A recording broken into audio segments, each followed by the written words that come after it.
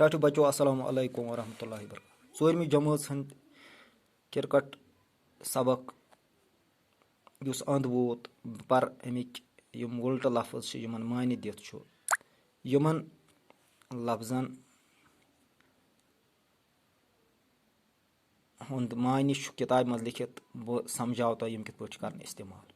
लफ्ज यमी खतर आसान दिन ताकि यह लफ्ज अस इस्तेमाल जुमल तगन लफ्जन बनावन तेल छु जबान इंसान सं दुरुस्त गसान तो बेच जबान मज हुरर गसान। लफ्ज वतुर छु हरान जबान च ज्यादा ज्यादा इंसान वर्तवित हेकान। माज जेव कशर जेव सन जबान कशर जबान सन माज जेव लिहाजा यह अत ज्यादा लोल बरन छु सठा जरूरी। बह पर गो मकबूल कबूल करना आम मकबूल कर इस्तेमाल। क्रिकेट छे अख मकबूल खेल बज गिंदनस मज साथ दिन वल खिलाड़ी सती बज मेन सत बज रत लड़क पेठ बान गो गडनथ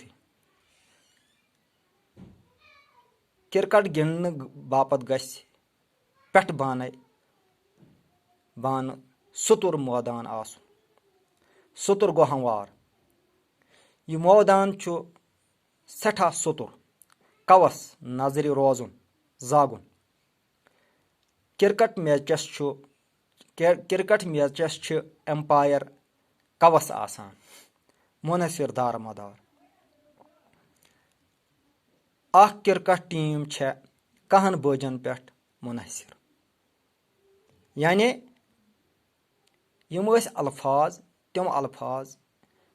तिम लफ्ज यम किताब मज आमत छु युस तह सबकस दौरान युस तह पत कुन सबक पोरू अम लफ्ज इस्तेमाल करन या अम अलाव तह वुचुन सबकस मज कुस लफ्ज छु उल्ट तो सबक पढ़ित पाने तमिक मानि समझ यवान या पज पन्निस मास्टर जीस युथि वाइस काल पेठ इन्फॉर्म करन तो सह समझाव तुम। टाटो बचो गिंदन द्रकुन छु सही मगर अख कत कर बह नसीहत वतो पीर गस न गिंदुन कह तह कोचो मज गस न गिंदुन कह तह पनुन पान गस गोडनिथ गस गिंदुन गस मगर गोड गस वुचुन कि बह छुसा सेफ बह मा छुस गलत करान अदब तो डिसिप्लिन नेबर गस न नेरुन कह।